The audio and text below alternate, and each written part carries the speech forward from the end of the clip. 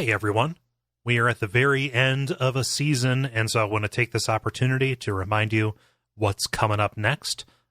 Immediately after this episode, we're taking a break and talking about the book Desperation, again by Stephen King.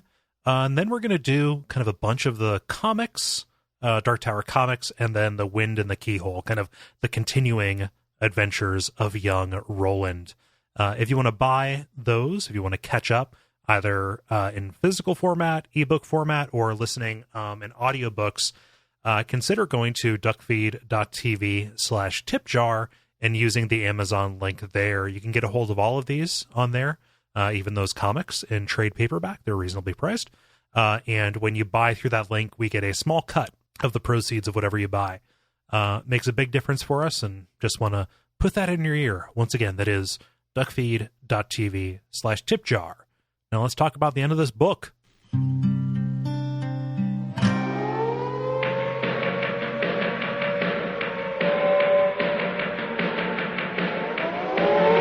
Welcome to Radio Free Midworld, the podcast about the Dark Tower series of books by Stephen King. My name is Cole Ross, and today I am joined by Autumn Greer. Delighted as always. And by Jeremy Greer. I'm delighted sometimes to be here. Oh, it's always delightful to have either of you, and it's especially delightful to have both of you. We're getting the double Greer experience here as we finish out Wizard and Glass. Yeah, I heard some of your previous guests talking some smack about Greers on this podcast. I'm here to talk some smack back. I don't remember who it was, which I think is all the smack that I need to say. So. Okay. Oh, you're just brushing them off the shoulder is what it is. Wow. Yeah. Whew. Yeah. Well, that's cool. This is a crazy section of the book, and both of you signed up for this one like right away. This is probably my favorite section of this book. Autumn? I think absolutely as well. I mean, the Riddlin was a little bit of fun at the beginning. You know, it's so funny if you read the beginning section and this section right here. I mean, it's almost like that horrible tragedy where Roland lost his first love. You can just pretend that, you know, everything's been pretty okay. You know, we just took a break, told a campfire story. We're back on the road. Yep, here we go. We're off to see the wizard. Yeah. Literally and figuratively. Yes. We're off to see the flag, the sorcerer, the Nerlathotep. Yeah. So let's jump into it because stuff is about to get weird. You know, we've been comfortable. We've been nice and comfortable with the horrible things happening in Hanbury.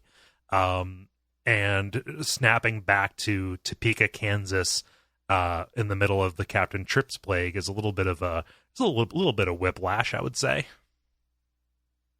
Absolutely. I think it was for Roland too. I tell you, my favorite thing is how this section of the book opens up with Roland doing that, you know, like that 1980s flash dance stripper thing where you pull the rope and the bucket of water falls on you. Like Roland just pours that water skin up all over his face. Everybody's watching him. There's steam. Yeah, it might as well be a bottle of champagne in a rap video. Exactly. I mean, it's just a very erotic section of the book. Again, if you ignore the part where he just lost his love and we just finished, you know, a storytelling so raw that it changed time. Yep. There's a line in the description of that where it says the water is pooling in the hollow at the bottom of his throat. And I'm just like, I was reading it today to kind of just brush myself up for the podcast and thinking like, how far is this dude's head back? Like, that's got to be like that's a severe angle. That is like, how far? What are you doing, Nick Roland? Are you okay? Do you need a brace? What's wrong? I think Roland's waterboarding himself. Yeah, exactly. He feels very bad about what happened. That's one way to look at it. I prefer to think of it as like, you know, that movie The Sandlot when the lifeguard gets out of the water. You know, and, you know, just the time slows down. Roland's pouring that water. Mm-hmm. Hugh Dreamweaver. Yeah. Autumn, I'm getting a little bit jealous. I'll be honest with you.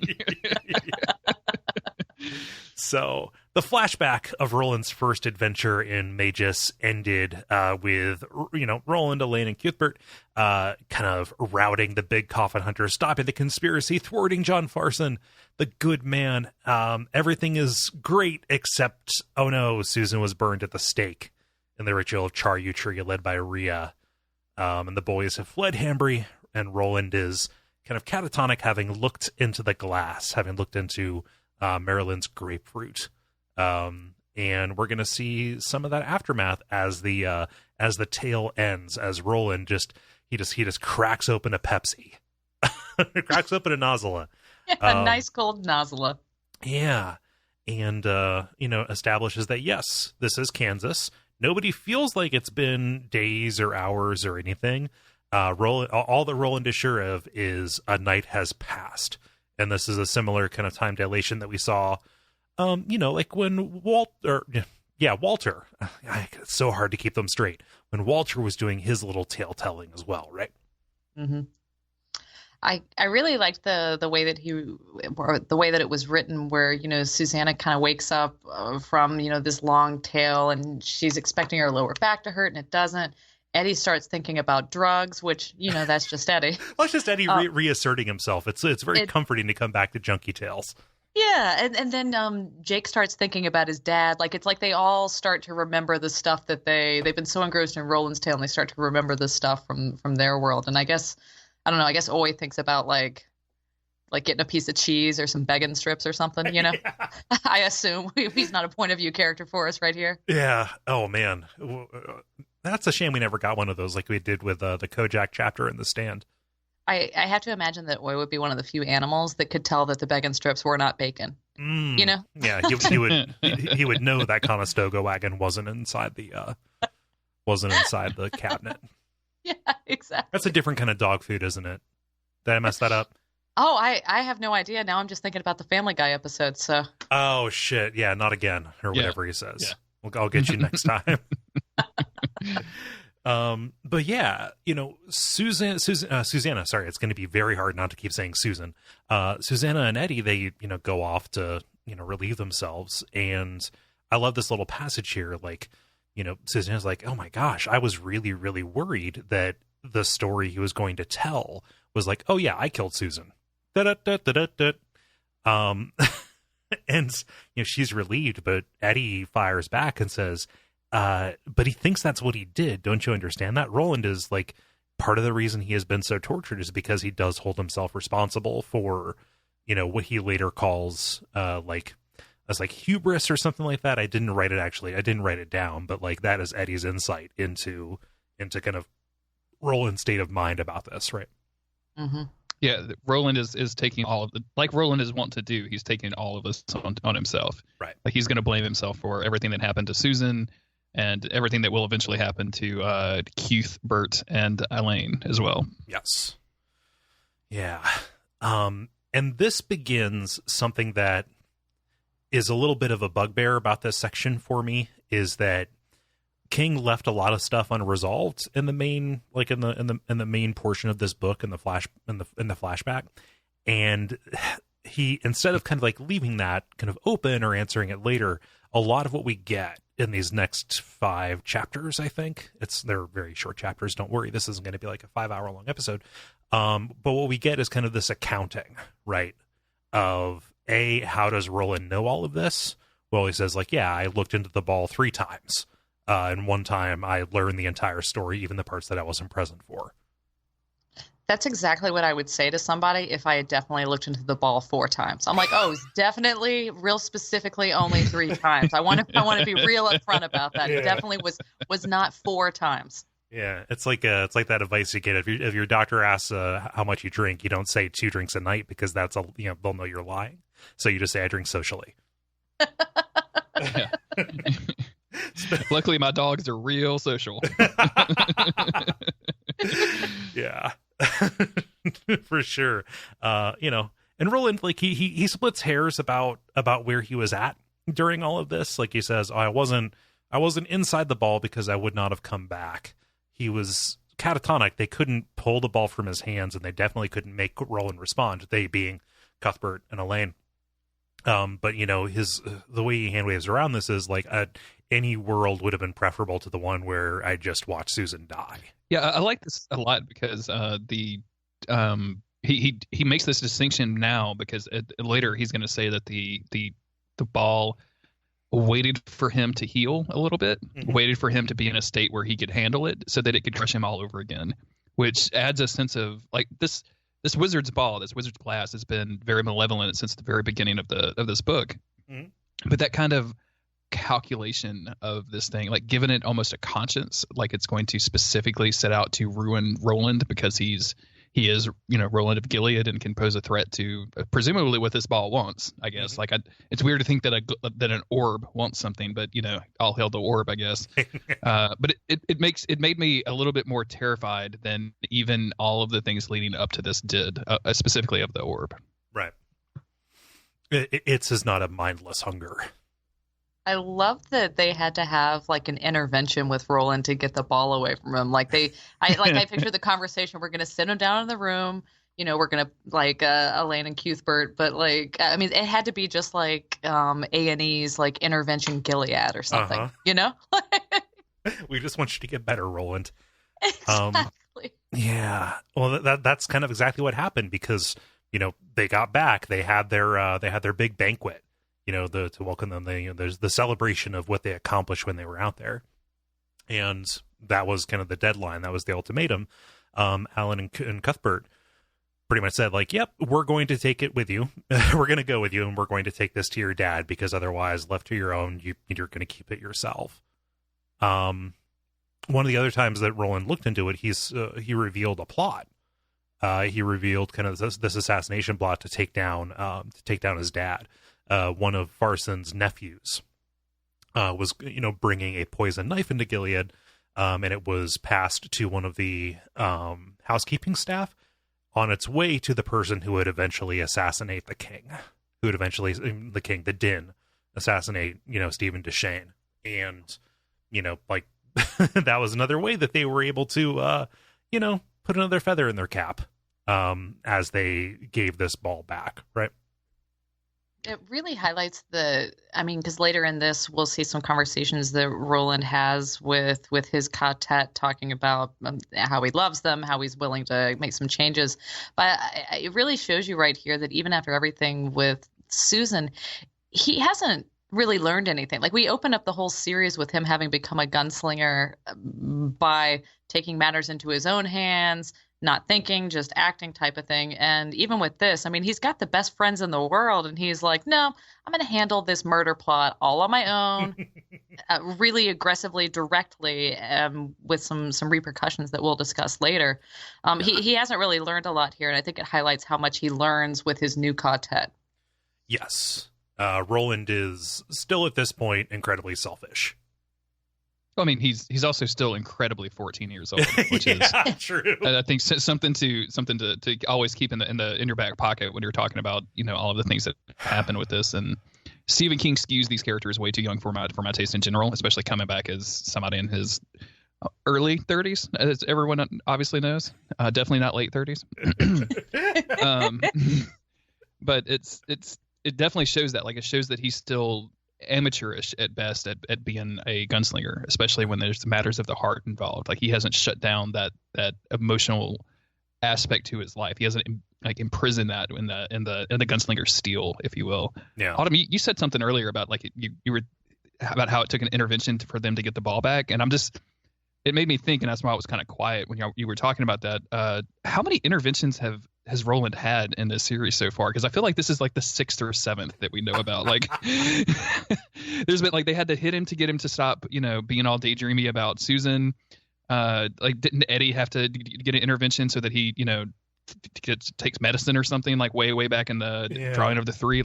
He's had a lot of people tell him you have to stop behaving the way that you're behaving right now. Well, his dad kicked the shit out of him in that brothel. The dad, yeah. Absolutely.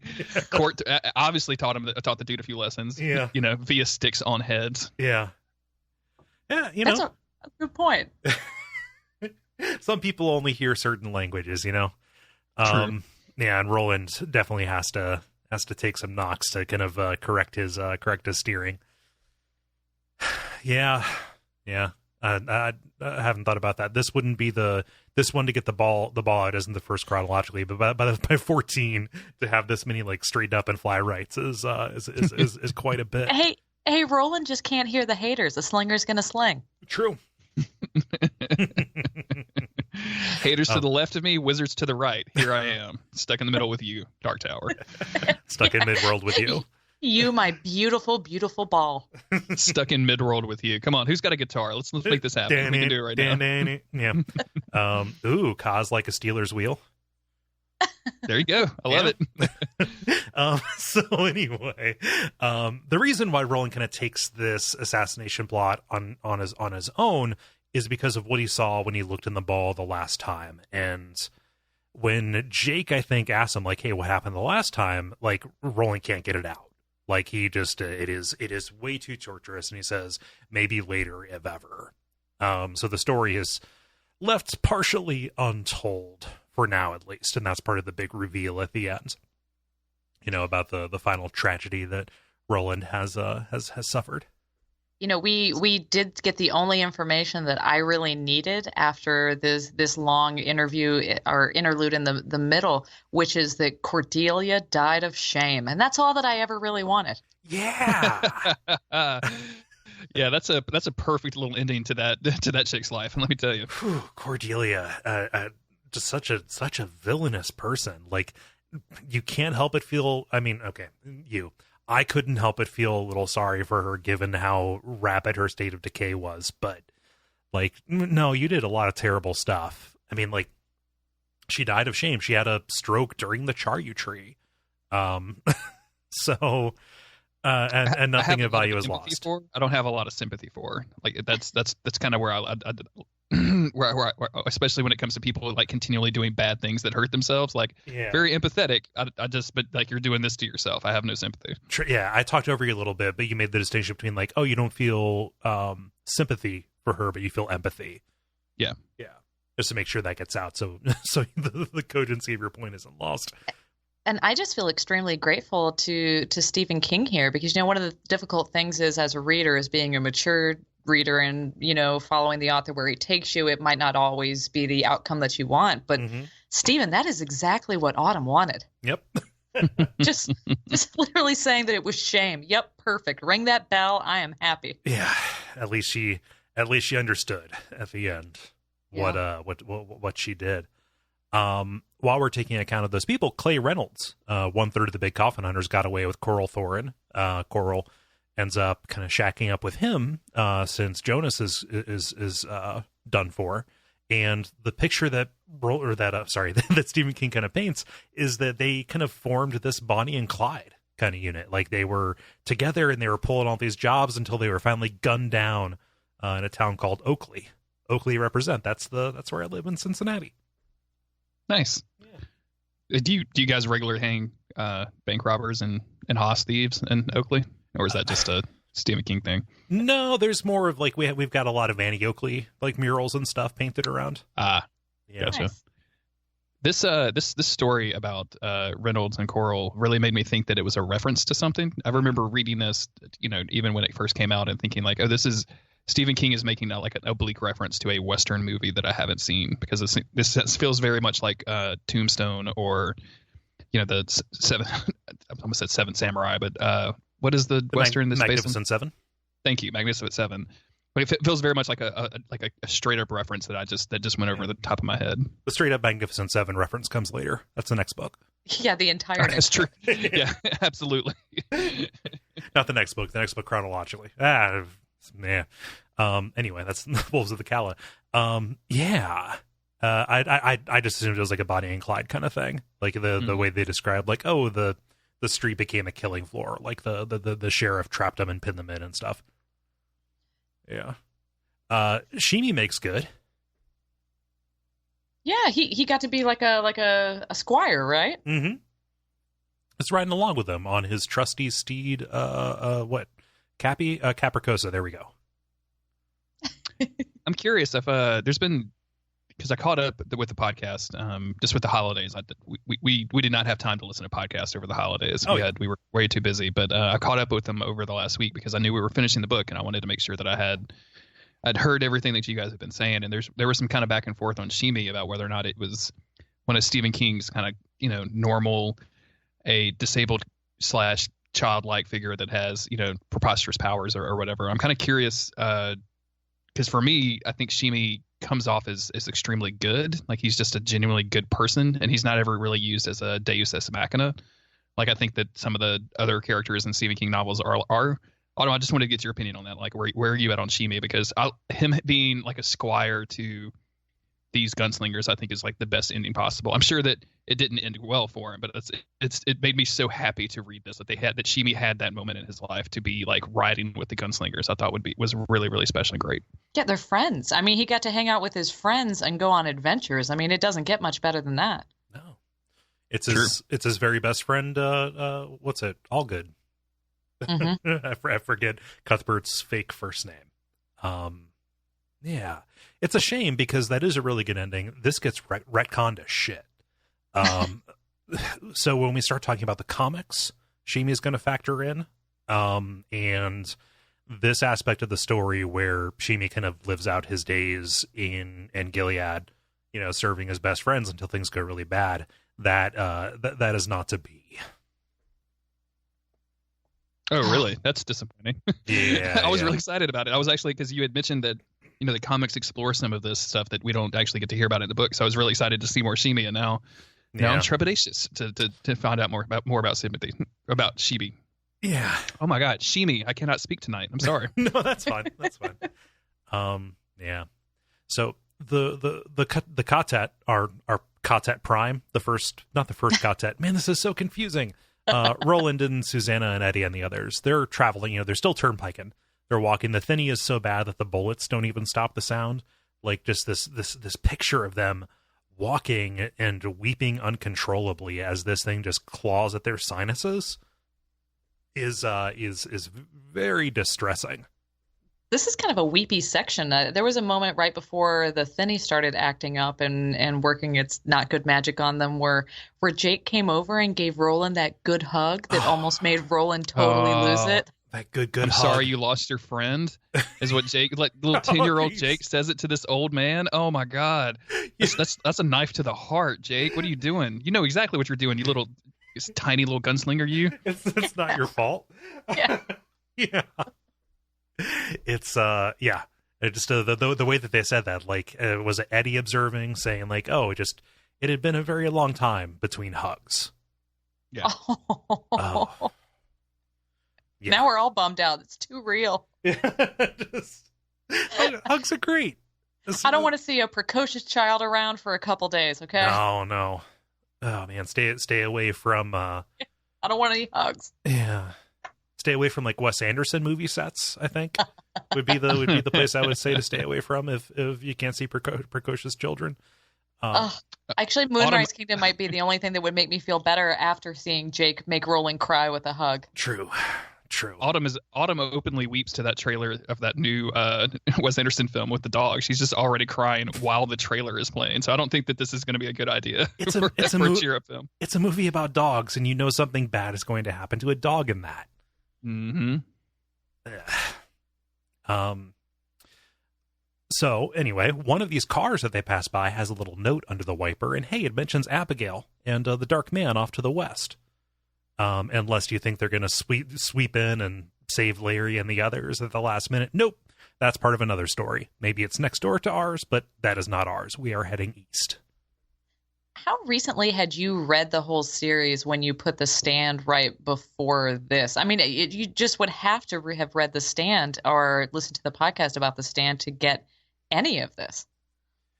Like, yeah. when you were planning this out, was there kind of a template that you used, or?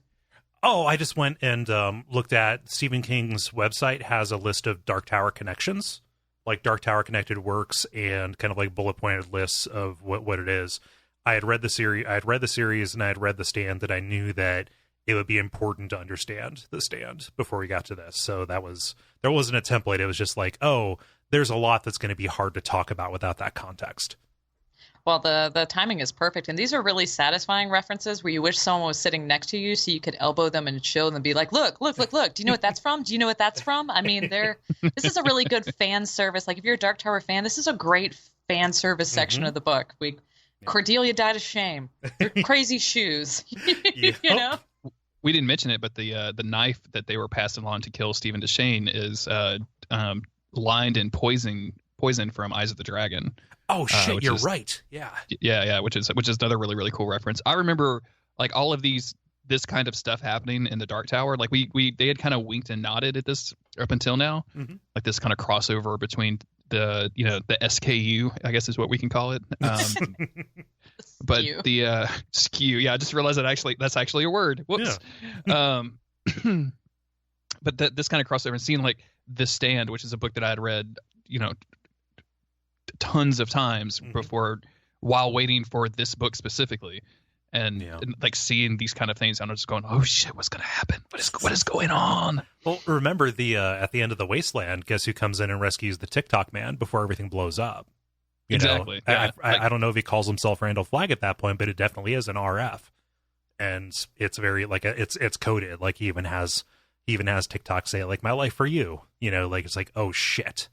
Yeah, he's wearing the button with the pig and the is it the pig or he's got the belt buckle with the pig. Yeah, the belt buckle with the pig, and then the smiley face with the bullet hole. Yeah, he's got that cool jean jacket.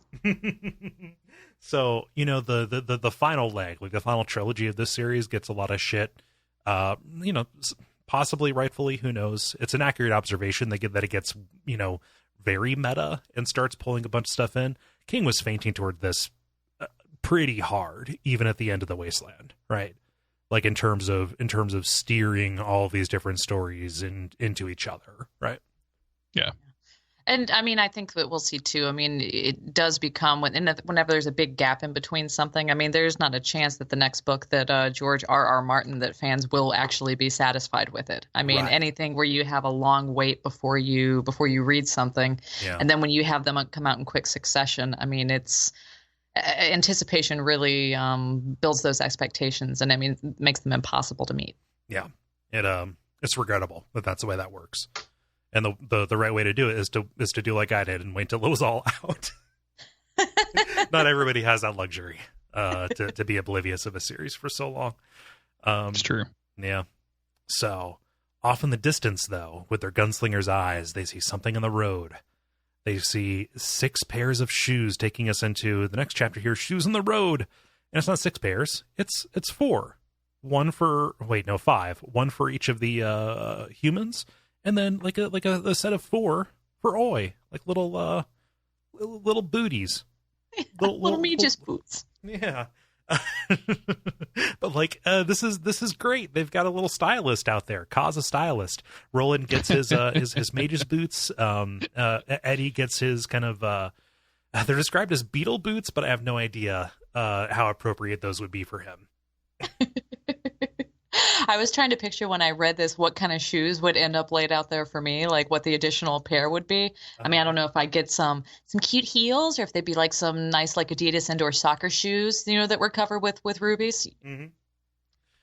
Autumn, they would definitely be ruby red horse boots. Like you have these boots already. I've seen you wear them. I'm picturing like a bright red pair of Skechers for me, like just a real casual, like comfortable shoe. Oh yeah, I've worn the same Skechers for 15 years now. I would hope that Jeremy, because you had those custom Adidas made that say "Get Good" on the side. I would hope. I did. Wait a minute, what, Jeremy? You haven't seen that? I posted those on Twitter at one point. I can find a picture for you, Cole. I'll send it to you. Okay, you have Dark Souls joke shoes. I do. Yeah. Literally, nobody has gotten. I think I was wearing them the first night that I met you, Cole, in person in Austin. Mm-hmm. I never pay attention to people's shoes. That's amazing. That is very funny. I'll when this episode comes out, if people on Twitter, if you're listening to this, ping me and I'll post a picture of my shoes so you can see them. Because all God's children have shoes. I looked it up. That's the name of this section. All God's children got shoes. It's a reference to I think Swing Low Sweet Chariot. Something like that. It is an earworm and a half. I find myself thinking all God's children, like anytime I read this, at least for like 90 days afterwards, it just pops in my head. All the time. Yeah, I cannot stop. When I read this today, I was like, all God's children got shoes. Like, I don't know why it just gets in my head and just stops. It has a rhythm. It has a rhythm and a melody to it. It's very good. When they see the place in the distance, I had noted down that Roland thinks it in his head. He calls it a glitter dome. The glitter dome off in the distance, and I'm like, glitter dome. That's a term I need to file away to use at some point. Oh, I mean, it's the name of a terrible strip club. Exactly. Listen, this is a nice place. This isn't one of your glitter domes, okay? Look, honey, I'm looking for the Thunderdome. I don't know what this place is. I did not mean to come here, though. I was gonna say like a $20 bills enter, $1 bills leave. On that $20 enter, $1 leave tip, Autumn has a fun fact about strip club.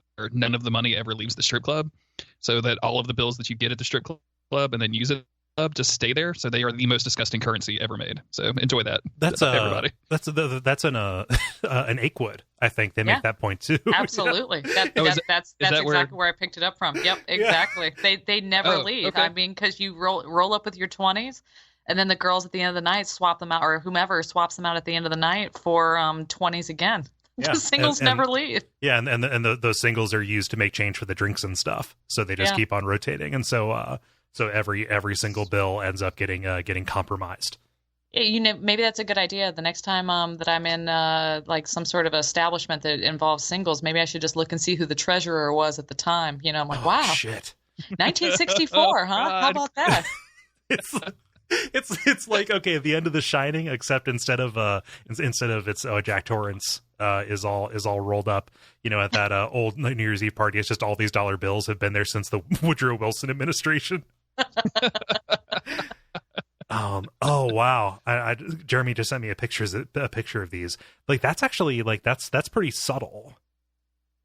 It's not grossly like inappropriate or anything, but they definitely say "get good" on the side. So enjoy that. I can't believe that you just said a pair of Adidas that are orange that say "get good" on the side are subtle. That's fantastic. Yeah, I probably should. The get good is subtle. It's like in the same color and right in line with the other stuff. I was picturing like almost like an airbrushed set of like Converse All-Stars. Yeah. Not that I picture Jeremy wearing those. It's just when I hear get good shoes, I immediately think the most garish thing possible.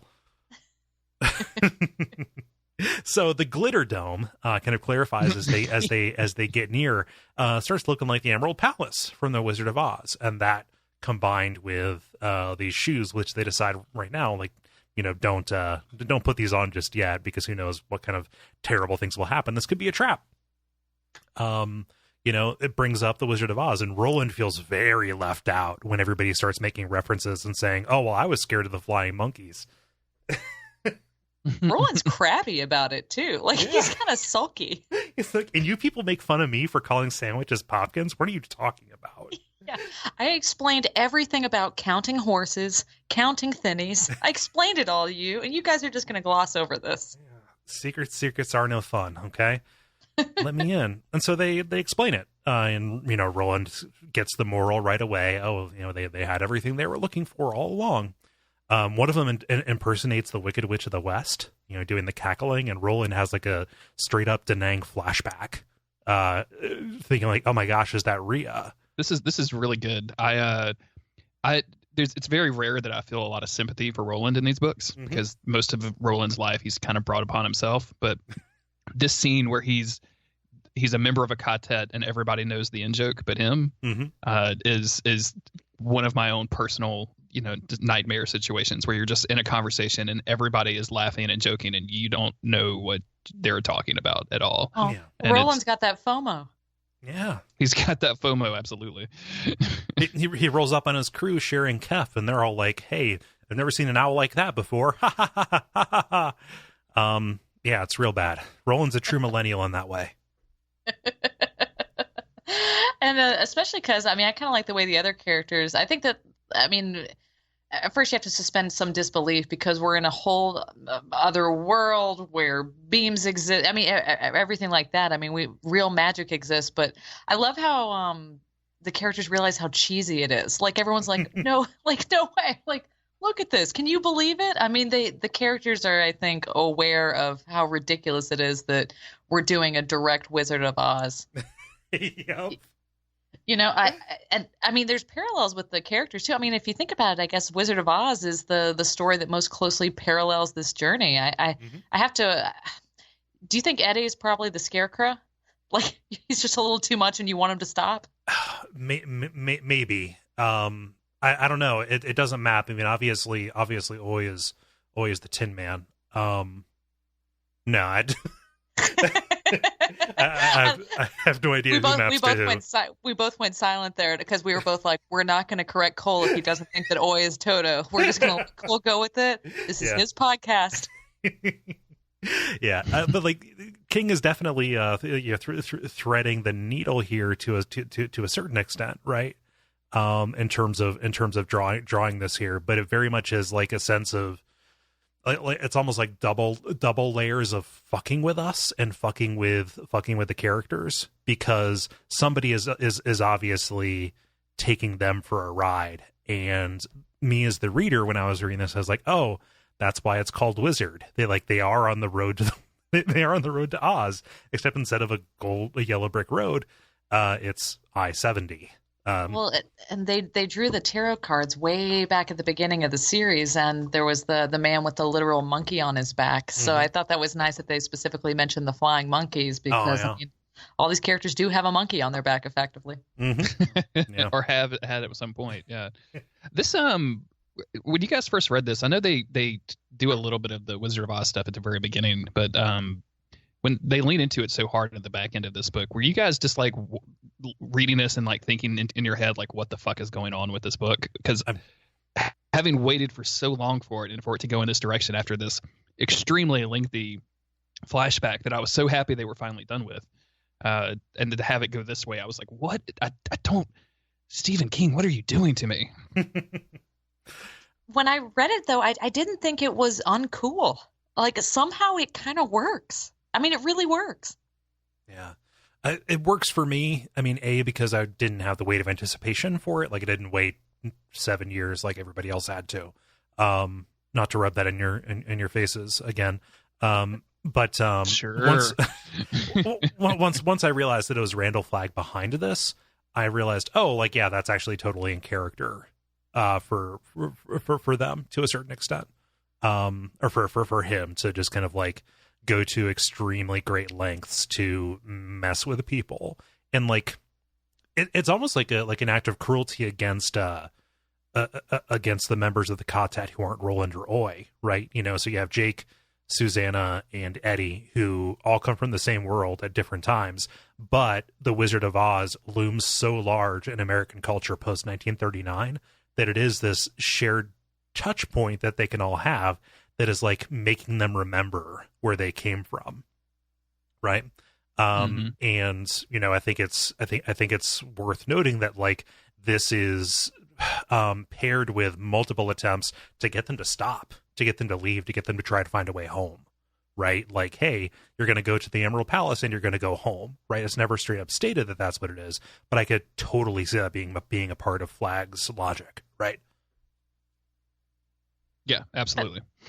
That's an interesting point. Like the Flagg trying to kind of set it up in their heads. Like, okay, you're to the end of the journey. What happens at the end of the journey? Yeah. This is a story not just from your own world, but from your own childhood. Right. And don't you miss that an awful lot. And guess what? I brought this cool traveling ball with me. Yep. Oh, man. Randy and his magical traveling ball. Yeah, it's a wizard's Uber. Yeah. So let me see here. There are a couple of notes here. Roland mishears the word humbug, saying like, oh, the wizard's a phony. Like he's a charlatan. He's a humbug. And Roland calls him a bum hug, which, Eddie notices that Jake laughs at that, and Eddie proceeds to run it into the ground. It's nice that there's another child there for Eddie to hang out with. You don't want your kids to get lonely, Yeah. And also, Susanna's very confused at the notion of the whiz. Anybody that I've tried to explain the whiz to that hasn't heard of it before is equally confused, even in our world. Yeah. Like if you didn't see it, and Star Wars holiday special. Yeah, exactly. Like you just you wouldn't even believe that the Star Wars holiday special even exists, you know? No, no. But the Wiz, like, hey, so Michael Jackson. Anyway, yeah. Yeah. They get close to the Glitter Dome, and they see not just, this kind of amalgamation of the castle from the movie and the castle from their imaginations, having read the books and things, but they see that there are these yellow pennants drawn all around it, all of which have the red eye drawn on them. The sigil of John Farson, we know from the illustration earlier in the book, but also, the sigil of the Crimson King. Sorry, I keep saying sigil. The sigil of the Crimson King, which is going to factor in later. We saw that previously on a Topeka sign. Say what you will about the Crimson King. He's a good decorator. Yeah. Snappy decorator. He's got a real theme. He's got a real cohesion. The pennants really tie the castle together. Of course. Adds a bit of an auditory element too of them whipping in the wind. Mm-hmm. Yeah. My favorite thing with this castle though is the gate that they come up on. Yeah, the This gate. is so cool. I love this. It's like when you were a kid and you went to that dentist that had an aquarium in the lobby, just so you could watch and have something to look at while you were worried about getting your tooth drilled. And for some reason, all the fish in the aquarium had teeth. Well, I mean, you got to feed them something, and you got all these teeth laying around. Yeah. No, so this gate is incredibly ornate, and it's a very striking image that, like, I was just like, yes, I love this. Has 13 bars, and they're all kind of like these tubes that have different colored water or gas. Each of the colors corresponds to one of the bends of the rainbow. And when they look inside, they see creatures. I pictured them as like little sea monkeys, like from far away they just look like little squiggles. But when you get to the little magnifying things, like, did you guys ever have the sea monkeys when you were little? The little brine shrimp? I never had them myself, but I went over to friends and I was like, oh, the art makes them look like little monkeys, and in reality, they're little Cthulhu monsters. They're extremely lame. Yeah. But like they're all themed after what they are. Like the one that the one that Jake looks into is like little mermaid people. I think Roland or somebody looks into the pink one and it looks like the horses on the drop. Yeah, that's all really, really cool. And like they talk about the middle one, Black 13, not having anything. And then I think it's Jake that says, but there's probably things swimming in there that you just can't see. Like extremely creepy, and it's just a really nice line. It reminds you of why Stephen King is a horror writer, because of lines like that. Yep. The language in there, that line about that it was probably full of drowned roses, I think was so evocative. Mm-hmm. Yeah, I mean, because they all have the rose in their mind, right? Like, we haven't thought about the rose in a while, but totally a factor still. Yeah. But yeah, like the Black 13, that's the center bar. It's the one holding all these up. And what is it? Like, Roland is really, really terrified of Eddie touching it, right? Like, he goes to reach for it, like, no, like it's electrified. But no, it's just a lock holding it in place. And the way to open it up is to continue the charade, to lean into the Wizard of Ozness. Everybody's scared by everybody in this, and no one stops anyone. Like that moment when Jake taps his little Oxfords together, and everybody's like, "Oh shit!" But nobody actually says, "Like Jake, no." Yeah. Like they're like, "Oh no, it's all gonna be bad now. Whoops." I think they all trust each other, but can't stop themselves from commenting is the thing. Yeah. Like, think back to beginning of Wasteland when Eddie like just leans his ear up against the gate against every single instinct everybody else has. Yeah, it's like when somebody's using a weed whacker or something. Like, you trust that they know how to use the weed whacker correctly, but you're still probably not going to want to like have your eyes very near it. No, I mean, you definitely have your phone out, definitely to call 911 and not to videotape the ensuing mayhem. Yeah, stuff happens. Yeah, accidents happen, So they figure that to open the gate, they need to click their heels. I love this because they all do it. They forget that Oi is part of the Ka Tet and would necessarily need to participate in this. Eddie's line, "Oh Christ, I left the world that I knew to watch a kid try to put booties on a fucked up weasel. Shoot me, Roland, before I breed."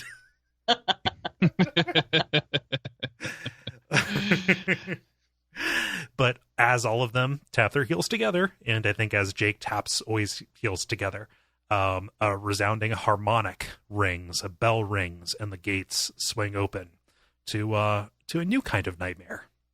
We said it a few moments ago. This shouldn't work at all, but it's cool. Yep. It should be super cheesy. Yeah. It's definitely sold in their reactions to it, at the very least. Like, Yep. when they find this newspaper at the beginning of the chapter called The Wizard, and they say, like, oh, it's the Oz Daily News, and it's full of gibberish, like, oh, terrible things ahead. They find it, they say a picture of themselves on it. The back of it's blank, and they're like, should we be scared? And Roland says, I am incredibly scared. Is that a sick Randall Flagg burn on Jake's poem? I mean, if you read it, it kind of looks like Jake's tower poem at the beginning. Like It blah, really blah, does. blah. Blame is a pain in a train, blah, blah, blah. Yep. I didn't put Mhm. that together. That is totally Flagg throwing shade at Jake. Absolutely. He's a 5th grader, man. Especially with the picture, because they describe the picture as being taken almost as if it was taken right when they walked through the gate, Mhm. and that just seems like it just seems like that was one of Jake ripping out the Eiffel Tower, coloring it black, and gluing it to his English report. Mm-hmm.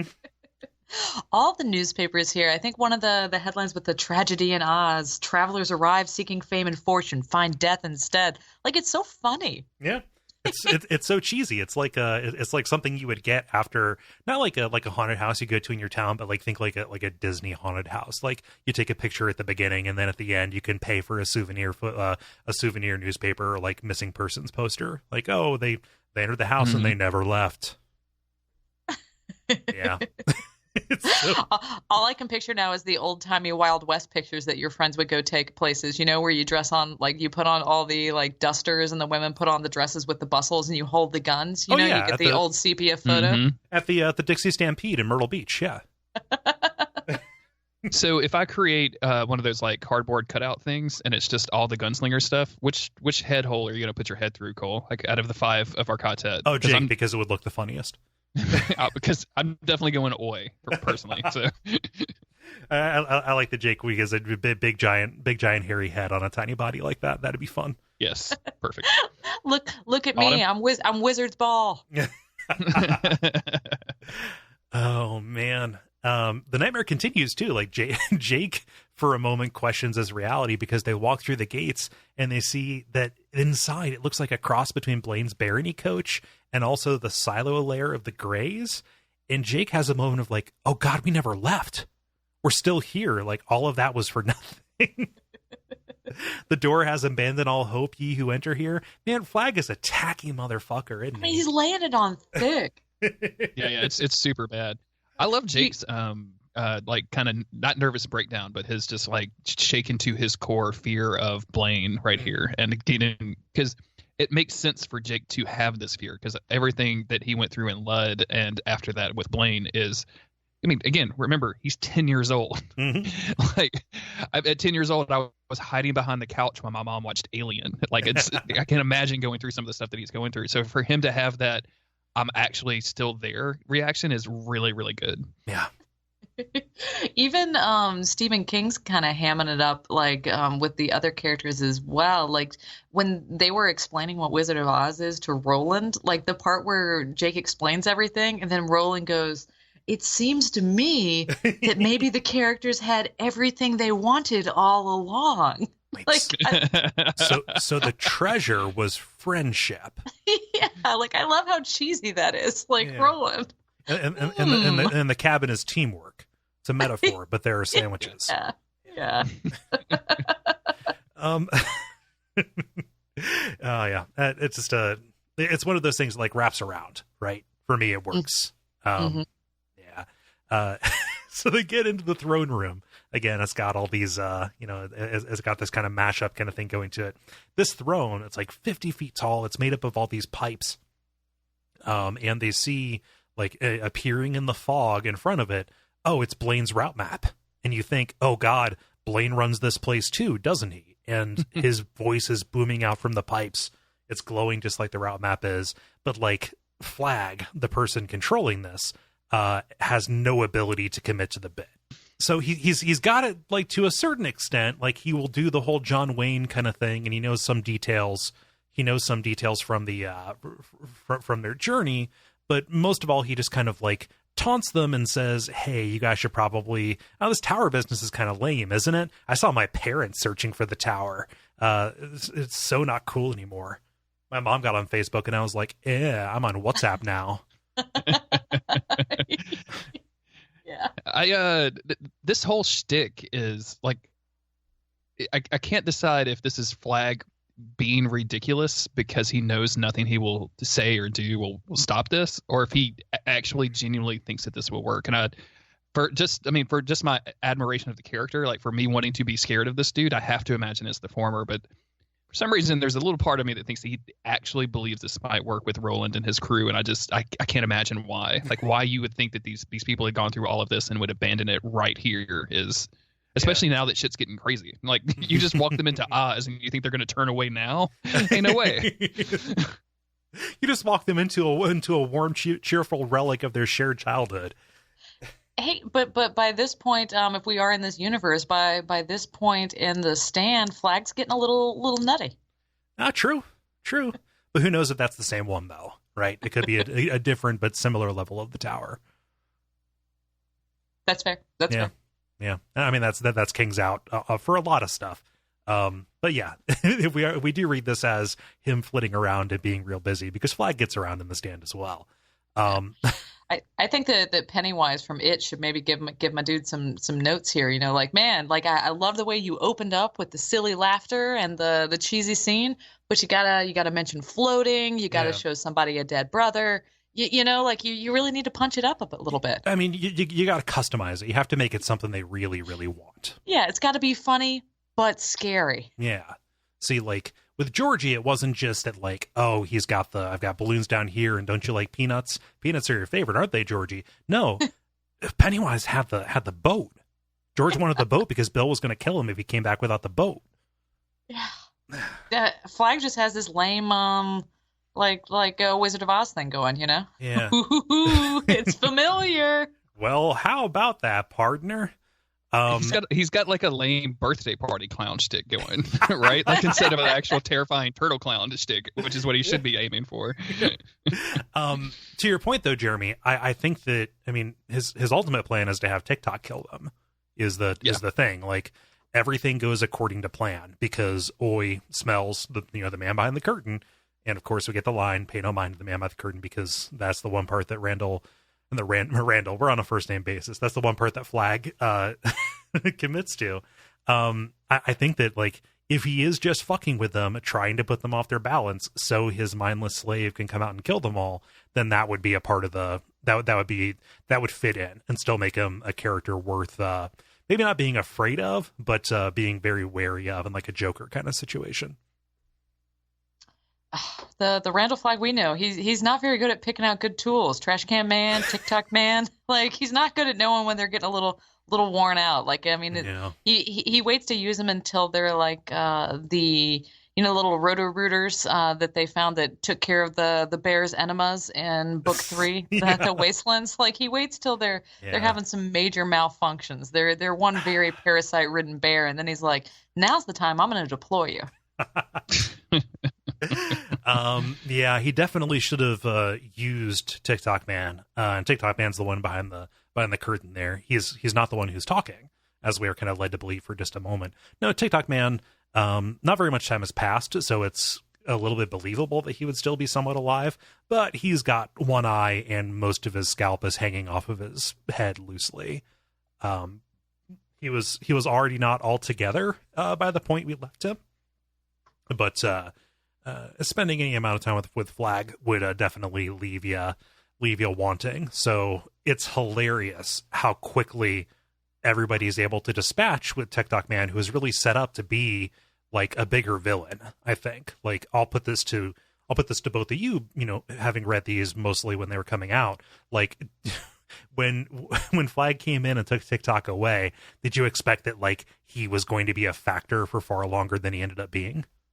No. Okay. Oh yeah, definitely. I thought he was, having read The Stand, right? Like I thought this was going to be another Trash Can Man, and this was going to be some sort of long-running partner of his and some sort of agent of chaos or some agent of malice towards that Roland and his Ka Tet's plans. And just to have it like be like this, it's fine. It's perfect. Like it actually works better this way than I think it would having him be a reoccurring character for the rest of the books or anything. But yeah, I definitely thought he was going to come up more than this. Yeah. And I kind of thought that he was just like a little tin pot dictator of a crappy, tiny, dying kingdom that liked watches. So, I mean, he wasn't particularly effective even when he was in his element, you know? That is very true. He created he lifted a city bus in the sky and waited for Roland to walk under it so he could drop it on him. Like, I think that's pretty dope. I mean, pretty awesome. He didn't do that personally. He had minions. Yeah, that's even better. You try to get someone in South Louisiana to raise a bus up 4 stories and see how far you get. You know, Jeremy, you were being a wary pert cully right now. Influence is a kind of superpower, right? Like, exactly. TikTok was definitely described as having this kind of otherworldly charisma to him. Like, he even so his charisma points were stacked high. Yeah. Like, he definitely had a little bit more going on than most of the people around him. But it turns out that you're not quite so charismatic when half of your scalp is hanging off your head, huh? Yeah, you definitely take a penalty, I think, like a negative 2. So yeah, like they pull the curtain aside. Here comes Andrew Quick lunging after Jake, who freezes. Fortunately, there are 3 other capable gunslingers who just plug him with enough shells to put him down. So fell Lord Perth is, I think, the way they eulogize him, or the way King eulogizes him. And now, you know, we see the real source of the voice. We see the person who's kind of the architect of this fun house. Roland looks at the throne and sees, oh, that's Martin Broadcloak. And quickly we recognize, oh yeah, this is Flag. Flag is Martin, is Walter, is all of this, right? And so Roland, having his immediate instinct, just like it was back at the waterfall, back with the original Jake, he starts firing, and we get the line, "Only misfires against me, old fellow." And yeah, he is here to hold court, to menace them, to dangle the glass in front of them, and to just kind of have his moment set up as the main villain that we see for now. Do you think if they had all said, you know what, you're right, we're done. I think that we will definitely take your offer of peace, the tower. We're probably never going to get there anyway. I mean, that was a false offering. He would have still found a way to kill them, or kind of like with the pieces of the Wizard's Rainbow, the balls. It's not going to work out well for you when you're dealing with any of these agents. Oh yeah, just ask Lloyd, ask Dana, ask any of those people. Yeah. There's a moment when Martin Broadcloak appears and Roland recognizes him, and I think it's Eddie that hands him and says, "Do you want this, Roland?" And it's Roland's gun. It's that old iron or whatever. And Roland just says, "After all these years, after all these centuries," and that is one of the most cinematic moments I can think of. Like that could come, like if you think about a movie about the Dark Tower, like Eddie handing him this enormous sandalwood. If one of those existed. Yeah, if anybody was crazy enough to make a movie. Continue, I'm sorry. But you can see this, like do you need this? Like with the, Eddie holding it barrel or handle first towards Roland, and Roland grabbing it and kind of looking at it, and like after all these centuries, like almost in disbelief from seeing this person that he has hated for hundreds and hundreds of years, has caused him so much strife, is it's just really good. I really, really enjoy that particular kind of passage, I guess. Yeah. But of course, it's all misfires. Click, nothing. Sure. Must got some of those wet slugs in there. Yeah. You should have been more careful. They're good for drowning out the thinny, aren't they? Should have melted down some silver dollars. You're going to kill a clown, you got to melt down some silver dollars. Yeah. Got to give up something. But yeah, Flag makes his offer saying, hey, all you need to do is just turn around and walk the other direction. And out of either loyalty to Roland, curiosity about the tower itself, a sense of duty, or a complete distrust of Flag, none of them take him up on the offer. And so Roland has this calculation. He thinks, okay, only misfires against him. Those were bullets of our world, of our shared world. His magic will not have sway over something that is not from our world. So he tries to draw Jake's Ruger. And unfortunately, he draws it with his right hand, the one that is missing a bunch of fingers. He's too slow, and Flag knows this would have done him in. He knows this would have been too much. So he smoke bombs out, dropping the ball behind him. Which is very smart of Roland, but it shows that he is good at improvising, but not good at recognizing when his instinct might fail him, such as, don't draw with your hand that is only half a hand.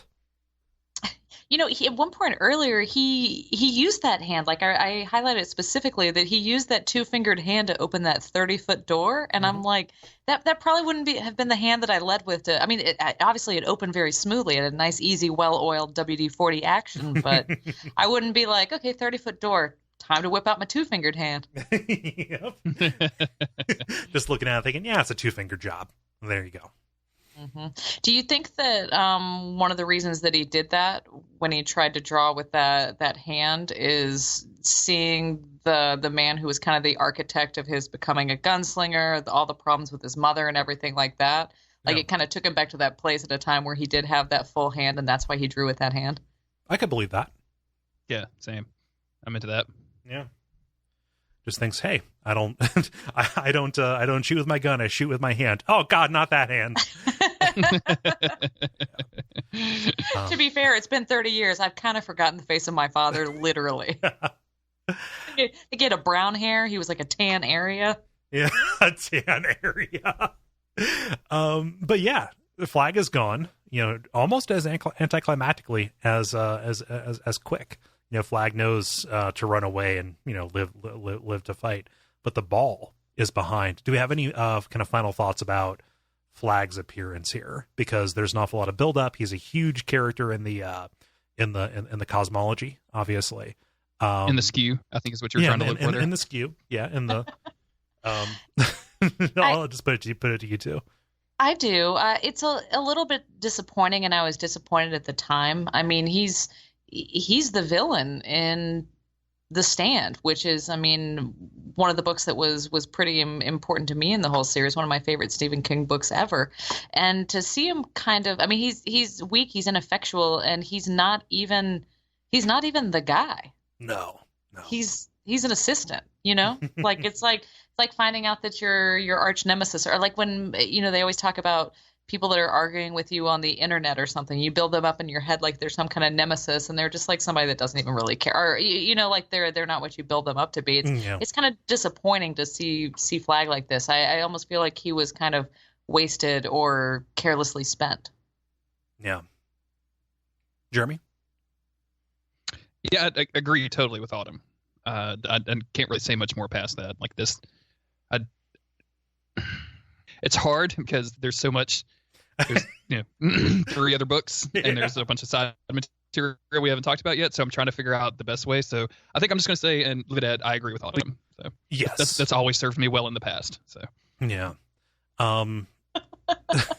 So there's the. It calls to mind the difference between the functional and the pleasing, right? Like the functional or the aesthetic, right? Like the thing that I would have wanted would be for this to get a little bit more real estate, right? For it to be more of a climax. But the Wizard of Oz, which this is somewhat styled after, like its entire thing is that it's an anticlimax. Like it is revealed that, oh, this person's just kind of a dipshit. So it functions as this homage and as this kind of, as this story that follows in those steps, but it's kind of not what I want. Like I agree with you too. I think that, the stuff that comes later definitely does justify this for me, because this is not the last that we're going to see of Flag here. And he is more of a mover and shaker, but it's communicated pretty clearly. He is sitting on the throne, but his castle flies under somebody else's flag. And I didn't say flag as like a... No pun intended. Right. Yeah. So Roland, recognizes, hey, I'm going to break this glass. There's a wonderful bit of poetry there. Like, oh, when I break this, we're going to like be drowned or swept away in all the tears that it's caused. Right. Mm-hmm. A little maudlin, a little dramatic, but I can see it. It works. It's poignant, pungent. Yeah.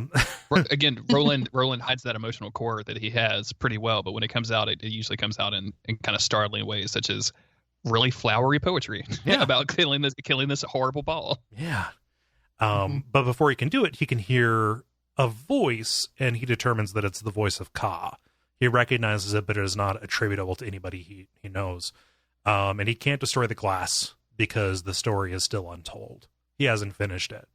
And he can't just tell it, he has to show. He has to have all of them not just look into into the glass, but to go into the glass for the chapter called The Glass, where we see what happens back in Gilead. But we already know what happens. Don't we? Roland. Right? Oh.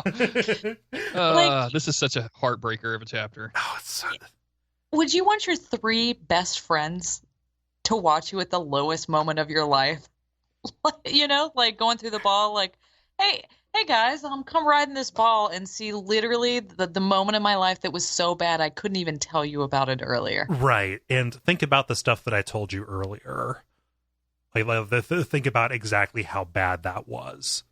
This didn't get past the censors. Yeah. It sucks. And to say that this is a bigger heartbreak piled on top of all the other heartbreak, it's saying something. So Eddie, Susanna, and Jake, they appear in kind of this pink tinted version of these Upper Gilead Palace apartments, right? Mm-hmm. Susanna has her legs because this is a magical other space. And they're here to see not just the first glimpse that Roland gets of his mom, Gabrielle, cheating with Martin, but then we fast forward to his after the return from Magus, and Roland comes back. Obviously he's got his guns now, and they get the sense that he is walking into certain doom. And there's this terrible helplessness about this scene because they're trying to warn him. They are yelling at him, saying, "No, don't do this." Like, understand that he is walking into something awful, even without knowing the exact details. The one detail they do see is that there's someone behind the curtains. Mm-hmm. It's Eddie here that I believe it's Eddie that tells Jake, like, hey, we can't affect this at all. Like, obviously we're here just to watch. So let's follow the man and do what we came here to do. Like, let's honor what we're supposed to be doing here, which I think is, hey, if we're going to have to watch this, like, let's do the job. Like, he would want us to do the job well. Yeah. They're here to witness. And Jake, very, like, kind of tragically, understands he has more insight into what is going on here than the others do, because of his own particular background coming from an unhappy home. He intuits that when Roland looked into the glass and saw the person who was supposed to kill his dad, he intuits that Roland saw his mom, that Gabrielle was the assassin, the one with the blade who was supposed to deliver the killing blow. There's a quote here that is just devastating. Jake has the unhappy wisdom of unhappy children and sees further. He sees further than the others. And Roland is here to offer a chance to repent, saying, like, hey, the deed is not done. You can throw that dagger in the sewer. It's not going to work out that well, but, like, just stop this madness, and let's have whatever time we can have left. Repent, please. And that's why he's here. That's his mission, but it's really not to be. Mm-hmm. Oh, but even the people viewing are tricked by the glass. Like, the glass, I mean, it just really shows how, even watching it as outsiders, they were all pretty confused by what Roland sees instead of his mother, Yeah. So the blocking of this is pretty important. I'm going to describe it as best I can. Roland has walked into his mom's apartment. He's walked up to this kind of 3-pane vanity, like a 3-mirror kind of thing, so you can see the sides of your face. He has noticed that the ball is on his mom's dresser nearby, right? Saying, like, oh, she had grabbed the ball so she could take it back to Martin, to take it, back to Flag and Farson and all of that, as, further bounty, right? So he walks up. He's looking in the mirror. The apartment is dark. He sees a figure, shadowy figure, coming up behind him. It looks like it's kind of holding something. The ball flashes, lighting up the mirror, showing him that it is Rhea, in her completely degraded state. Like, she has no hair. Her nose is completely eaten away. And she is holding Irma. She's holding a snake, getting ready to deliver a killing shot to him, right? Mm-hmm. He turns around, fires 4 shots, again with his damned gunslinger's hands, plugging the figure 4 times before realizing that no, what he saw in the mirror was a trick of the ball. It was not Rhea. The Koos was not nearby. Instead, it was his mom walking up to him, holding a belt that she had made when she was kind of away in this kind of like a repentance retreat almost. In Dabaria, we're going to go there later on. Giving it to him as a gift, to kind of make amends. That's what he figures. So he just turned around and shot at his mom, 4 times as she was getting ready to give him a gift. And, she dies, falls to the floor. She dies smiling. Oh, there's a very specific line in there where he says, the truth of what he must carry with him for the rest of his life. He has used the guns of his father to kill his mother, which is the most Oedipal thing you can do in Gilead, right? Seriously. Yeah. It's fucked up, and even though his mom was definitely carrying out this plan, there's a little bit of room for interpretation on that, but I fall on the side that, yeah, she was totally going to follow through with this, and she wanted to at least leave her son on happy terms, even if she was going to be, escaping from Gilead, to find her new life elsewhere. Yeah, it's still really heavy. Tragic and fucked up. Yeah, it's heavy. And to have that happen, to come to that slow dawning realization, and then have Rhea just cackling in the background like, "You shouldn't have killed my snake. I told you." It's so petty. Yes. I've made you a matricide, is what she says. And then she turns. She recognizes. She senses the others in the ball and says, "Hey, guess what? Leave the tower. You'll shoot your eye out." And they say, "No, we're not going to do that." And Jake decides, "Hey, this needs to end. The only thing that's real in this world that we've been to is the ball." So he reaches for it to break it, and the ball disappears in this flash of light, ending the little scene that they've been sucked into. So let me ask you two: do you think this is necessary for Roland's character? Like, do you think this is something that adds so much complexity to his character that it's worth kind of the emotional baggage and the long-winded way Stephen King got here? I do, because his entire motivation for becoming a gunslinger was to kill the person that his mom was, to go away with. We just saw him failing to do that, in the present day, right? And we go back to, the time when the bullet that was meant for, the person who was breaking up not just his family, but his kingdom. The bullet that was meant for that person ends up going to the person who, disappointed him and let him down, but ultimately, adds to his body toll and sets up that Roland does, kill the people that he loves. That hasn't been already been clear enough from David on forward, right?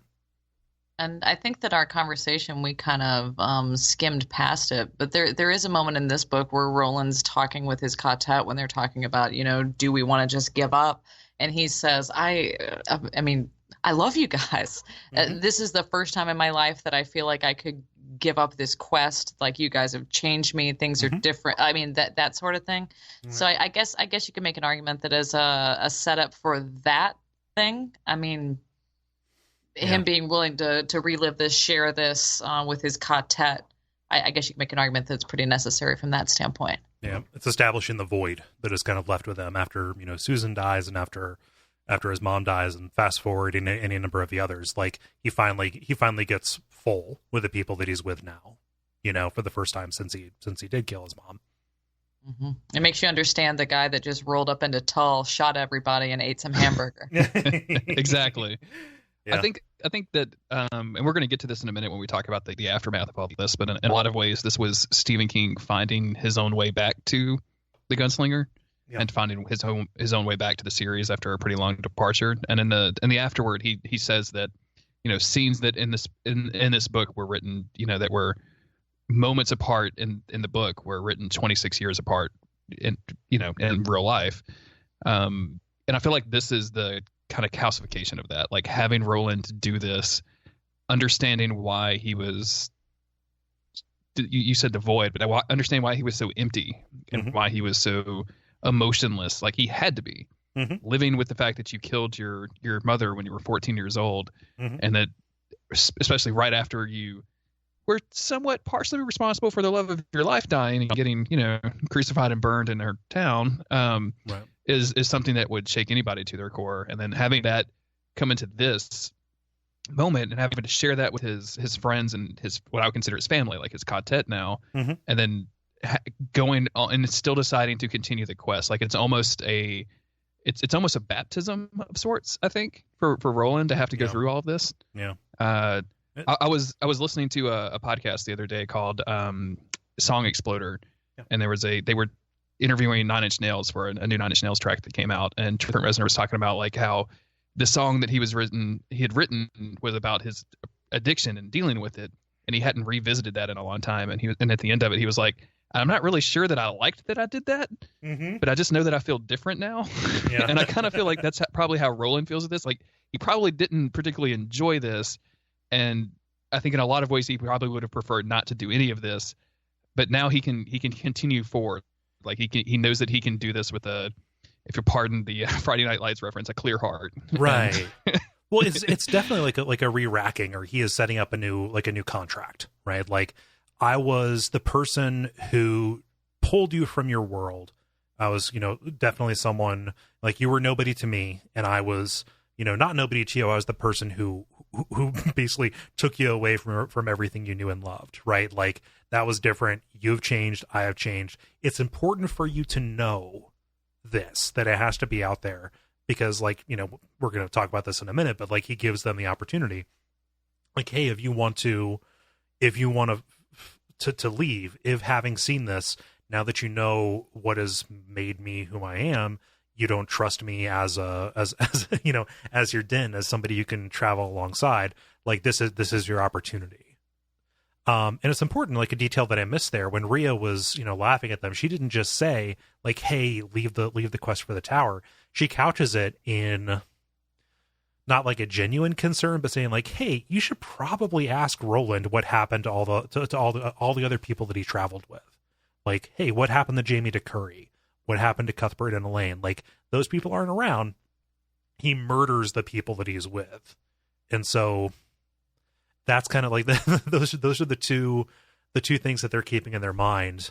Her interpretation of events, saying like, yeah, this is the way that shakes out, versus understanding the shade and the circumstance behind what, the shame that Roland has carried with him, this entire time. So like it is a moment of truth for them when they need to make this decision, but they're insulted that Roland would even ask. I think you guys had touched on something before about this kind of being a journey for Stephen King too. I mean, we started off with an archetype, and we've ended up at the end of this book with a human. You know. Yeah. Because even when we saw Roland's mind being split and everything, that was situational. It didn't really get to the emotional core, because I mean, who wouldn't be frazzled when their whole mental timeline had split due to Jake's right. death? I mean, this really turns Roland into a fully realized character instead of a gunslinging, a beige gunslinging area. Yeah, with his colorless shirt and straightening the pictures and hotel rooms. He calls back to that line as well. Saying like, hey, this was part of what makes him that person who who would straighten those pictures, right? Yeah, and that archetype that we saw, he was sleepwalking, right? And we saw it put him asleep. We saw it put him to sleep. This is, Susan dying and him holding onto the glass like he was in one kind of coma. The stuff after this, and we're gonna have more adventures of young Roland. In the comics and in the Wind Through the Keyhole, we're gonna have more of that, but like that puts him into a different kind of coma, one that he's just not waking up from. It's a good point. And it feels like I don't want to get too far ahead, but this is a moment of change for Roland going forward too. Like this, in the rest of the books, he's not just going to be that archetype, that mindless killing machine with one purpose. And for for better or worse, right? Because I have some issues with Roland in the last three books. Yeah. And I hadn't delved into it quite this much before, and just reading and everything. So I'm kind of going off the cuff a little bit, but talking to you two about this makes me like the Roland in those books that I was having issues with when I reread them just recently more. Like I feel that that's more justified now. Yeah. So I'm actually really looking forward to getting back and rereading those books again with this kind of stuff in mind. I know I'm jumping ahead a little bit. I know we have a whole other chapter we need to get through, so I'm sorry. No, it's fine. But yeah, this is like, I feel like it works in a lot of different ways, and it's just it makes me like Roland finally. Like I always kind of appreciated Roland as a character, as an archetype, which is the good word, but you don't really like him as a person, and because you don't really understand him. You had no idea who he was, where he was coming from, or why he was acting the way he does. Yeah. And to see that roll around and to finally have this truth about himself revealed. Stephen King does this trick again, and I think it's Dr. Sleep, which was the sequel to The Shining. And he does the opposite thing, which is where the big reveal at the end and is a very minor thing. And it works both ways for me equally as well. Yeah. So, yeah, into it. Yeah, he's definitely, Roland is going to be more willing to connect from this point forward and be more vulnerable. And that is scary, for him, imagining him as a person, right? Like that is still a risk to make those connections and to share those bonds and get invested in other people and, understand that like, oh, I don't want to let them down, right? That gives them something to lose. And, without looking too far ahead, like that is something that's going to happen. Like we are building up and seeing what happens before he's stripped again. And, the way he has changed fundamentally through that process. Yeah. So they wake up. This is a chapter called The Path of the Beam. They wake up 30 miles away from the palace in this clearing of winter grass. Their shoes are no longer lustrous ruby red, but kind of dull and mottled, and they look like they've been through some, they're a little worse for the wear. They have no idea how they got where they're at, but they can see the trail of Susanna's wheelchair, like through the grass. So I don't know if they were in a fugue state or what. I think it's Eddie who unintentionally quotes the movie, like as they're trying to figure out, okay, where are we? He says, I don't think we're in Kansas anymore. Yeah, that's Jake says that, and Eddie looks at him real sharply, like, are you fucking with me? Oh, okay, no, you're not. You're just real sleepy. Yeah, that's what you're doing. Okay, like now is not the time. Like literally, like we were in Topeka. I have no idea if this loss in time has brought us into Roland's world or not. It is a valid question. It is a valid statement, but it is also straight up a quote from that movie. I like to think in my head that it's one of those like hammy setups, like Flag has gassed them all and then individually dragged them out and arranged to them, just to be extra spooky. like a tableau vivant. Exactly. When they wake up, they are going to freak out. Oi has one of his paws in like some warm water. Yeah, all of them have dicks drawn on their foreheads and cheeks. Yes, exactly. Who did the dicks? It's Randall Flagg. Shiver. Known dick drawer, Randall Flagg. Known dick drawer, Randall Flagg. Serial dick drawer. So Roland is obviously devastated by having relived this because it's worth saying that even though all of the rest of the Ka Tet was kind of in their current bodies, give or take a leg or two, Roland in that was back to his young self, walking through that, unable to change anything. Like that's not explicitly stated, but like he's there, he's devastated by having seen that. And he was also wearing the boots without even realizing it.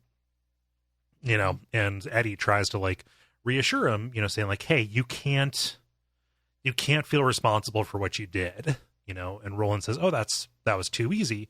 Like Ria wasn't there. Like it's not good enough for us to, it's not good enough for me to blame that. And Eddie says like, no, it's Ka who did it. And Roland doesn't accept that because it's a bit of a weak answer. I'm happy Roland didn't say like, oh boy, Ka definitely took that away from me. My burden is lifted. So they sit down, they have a lunch of some vending machine foods, some cheese and crackers, some Keebler's cookies washed down with some nozzle. Really hits the spot. Yeah.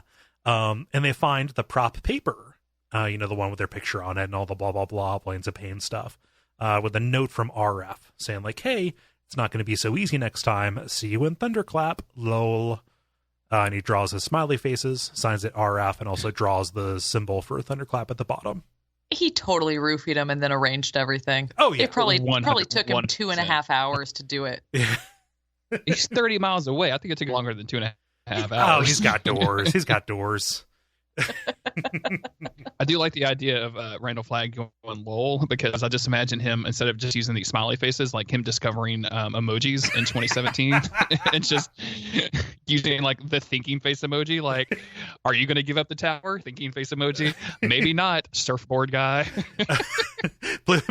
Please examine this amazing spell. I write /shrug, and it turns into Japanese characters that look like a shrugging man.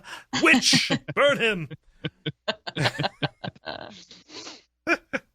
So this is the chance where Roland gives them the opportunity, like, hey, you guys can leave if you want, and they're like, no, fuck you, why would you even say that, we're in it for the long haul. And Roland's line here, which we alluded to, but I have it written verbatim, so we might as well say it because it's particularly kind of devastating and also heartwarming. For the first time since I turned around in a dark room and killed my mother, I may have found something more important than the tower. Leave it at that. And at that leave it at that, I am definitely, this is part of my experience, sometimes you end something with a leave it at that, because if you say any more, you're going to cry. And that's going to be inconvenient and uncomfortable for everybody. See, it'd be nice if Roland could have just put on that scene from the movie Ghost, and it would just be Roland with his arms wrapped around the whole Ka Tet while they're making a pot, And this is our friendship pot. Yeah, exactly. That's how I feel about you guys. But all of that character development that we talked about and opined on can be summed up by this one thing. They're talking about the nature of Ka, saying like, who's responsible for what we're doing, for what we did. And Roland, at one point says, instead of saying Ka, he says Ka, calling back to Eddie's jokes from book 2. And here's the line. The three of them stared at him, mouths open. Roland of Gilead had made a joke. I love that. I mean, he's almost unrecognizable at this point, isn't he?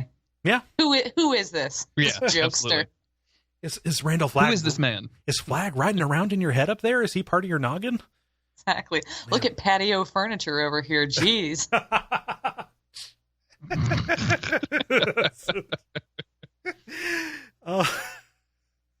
So there's a little bit more accounting for the story. They don't really know why Gabrielle was hiding. Roland, kind of like says, oh, maybe she was ashamed. She wanted to give me the belt. There's some stuff that we that is brought up, and I just did some research to see if it ever is addressed, and other like side stories or comics or stuff. So the belt that his mom was giving him that was stained with her blood as she died, he wore it, and he wore it for several years in that state as kind of a reminder of her. And his losing it was a tale for another day. That is not addressed anywhere else. Also, Roland mentions, they talk about like, oh, maybe Rhea took the ball because the ball was gone after he killed Gabrielle. He says, oh, I've seen Rhea again, and he left it at that. So it's implied that Roland killed Rhea, but so far we have not gotten that story. Interesting. Yeah. And then the book ends with them back on the path of the beam. They see the clouds moving as though they're on a conveyor belt. They see the subtle parting of the grain, and they say, hey, let's make use of this daylight because we got a tower to save. And that's the end. What a perfectly fitting ending. And I won't belabor the points that we made, after talking about Roland's journey and Stephen King's journey and how they kind of overlap throughout this book, and having to go back into the past to figure out where to go in the future and anything like that. But just, your heroes walk into the sunset, right? Like they're on their path. They're back on the path of the beam. It feels like Stephen King is back on the path of the beam in a lot of ways. Yeah. And as we're going to see, like in the next few years, he's going to kick these next 3 books out pretty quick. I know we're not. I know the podcast isn't going to be covering that quite so fast, but like those books are going to come out fairly soon, and it's just. I remember being vaguely dissatisfied when I read this the first time because I wanted so much more of the journey to the tower, and I just wasn't patient enough for all of the flashbacks. Yeah, Also, it's kind of boring. It's all uphill from here. Everything goes great. No more problems. Yeah. Just the next 3 books are just, get into that tower. They get there. Everything's perfect. It's amazing. The end. It's nothing but nothing but root beer and stories. It's all Nozzle and sunshine. Yeah.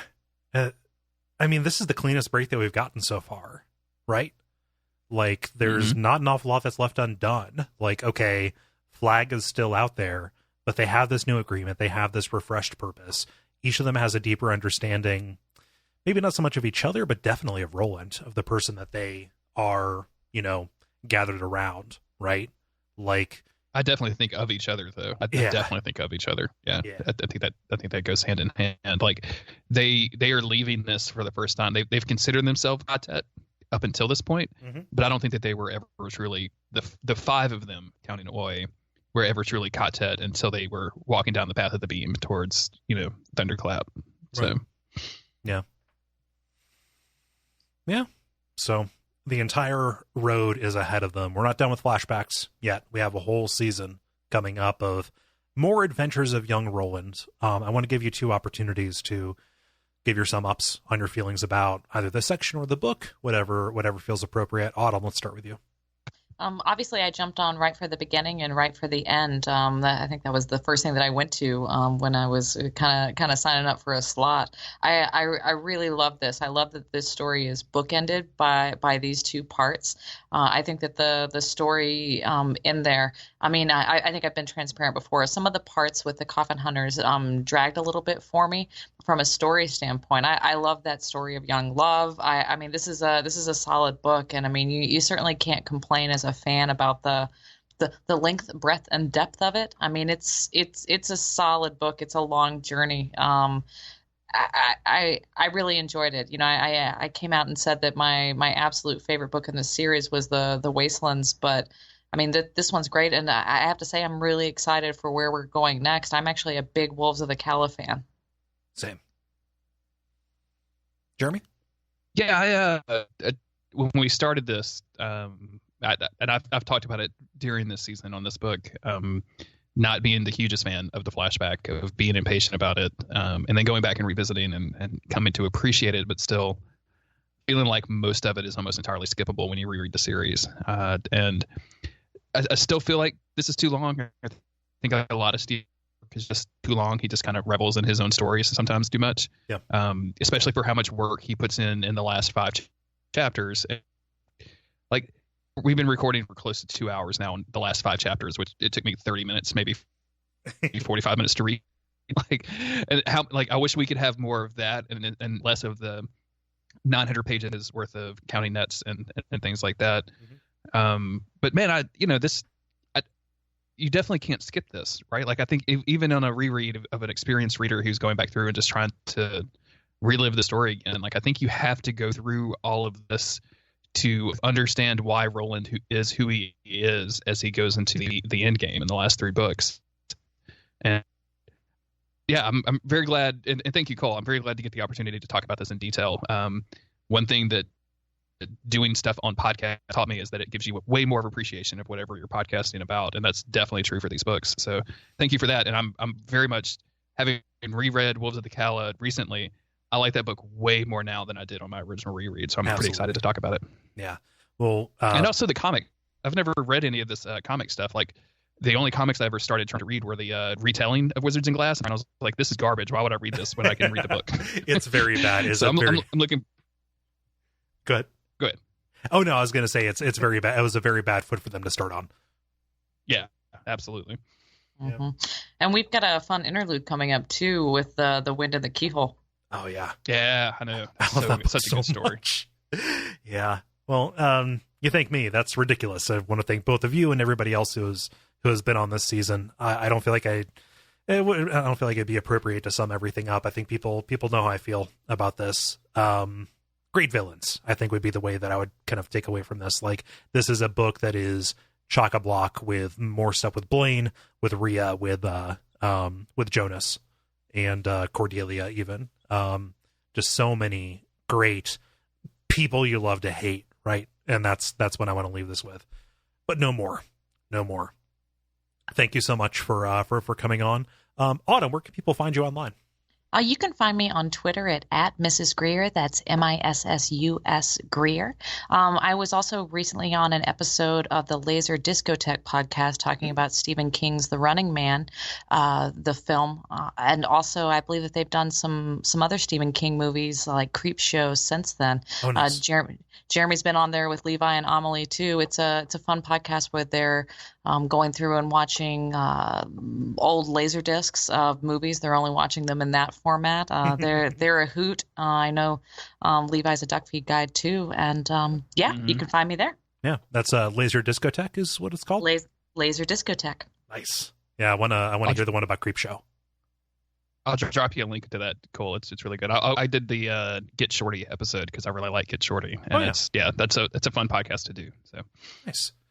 Jeremy, where can people find you? I have a Twitter. It's at JG Greer. You can find all of my various projects there. I want to plug. Most people know the stuff that I usually do. I just came out with an episode of. I was a guest on Sound of Play, which I think you've guested on, right? Cool. Yeah, we did one of their Halloween specials. It's a fun podcast about video gaming. Jack Garrity talk about I think like 10 tracks, close to 10 tracks, and it was a really fun challenge where when Josh he DM'd me and he was like, pick 5 tracks and they can't be all from the same game, so I just couldn't do Nier Automata, which is what I wanted to do. Yeah. But I tried to make it like a mini game of the year list because I don't really believe in game of the year list, so I tried to do it kind of a mini that kind of thing and pick 5 of my favorite tracks over the last year or two, and it was just a blast to do. So go check it out. I think it's episode 128. It's on my Twitter feed, and then all my other podcast stuff is just on my Twitter at JG Greer. Yeah. So the Sound of Play, Laser Discotheque. I've listened to one. I've not listened to the other, but I'm curious about the other. Amelie and Levi are great. Like they're good people, and I know Levi is a big Duckfeed supporter. So yeah. So me, you can find me at Cole Ross. That's KOLEROSS on Twitter. You can also hear me on other Duckfeed podcasts. You know those. You can go find those. I don't need to tell you about those. But I stream as well. I do streaming at twitch.tv/Duckfeed.tv, primarily doing horror video games on Friday and Saturday nights. If you want to come along and watch those, I have a lot of fun doing it, and that is of particular interest to people listening to something about Stephen King. Cool. Autumn has set up Twitch on her phone specifically so she can chat with you and the other Duckfeed people on your streams. So nice. I just want you to know that she went through all of that trouble to do that.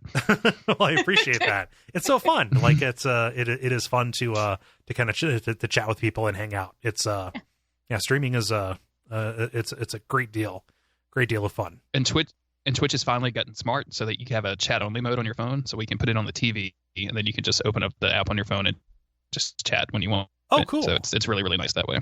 Yeah, it's really cool. Yeah. So come on out. Be like Autumn. Yeah, be like Autumn. And not just that, in every way. Yeah. Hey, I'm just there to hang out with Allison and Mai. Yeah? While we talk about what you're doing. Oh, you don't even have to do that. Like, it's fine.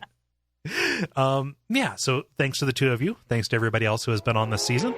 And thanks to everybody for listening. And until next time, long days and pleasant nights.